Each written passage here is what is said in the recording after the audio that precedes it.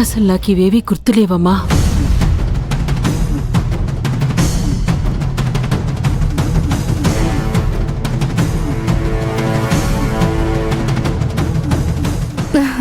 మొత్తానికి చిన్నోదునికి బాగయింది. ఇక మనం సంబరాలు చేసుకోవాలి అత్తయ్య. అవును దుర్గా,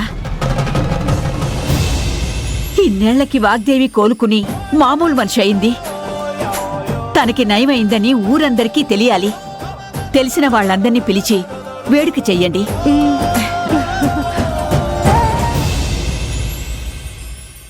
శ్రావ్య, జరుగుతున్న పరిణామాలు చూస్తుంటే ఇవి ఎటైనా దారితీయొచ్చు.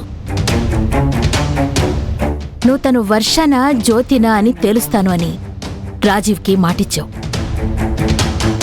నీ ఆలోచన విధానం ఏమైనా అయ్యుండొచ్చు. కానీ వర్ష గనక తన కూతురు కాకపోతే ఇన్నేళ్లు మంచాన పడి ఉన్న వాగ్దేవి ఎలా కోలుకుంటుంది, ఎలా లేచి నిలబడుతుంది చెప్పు?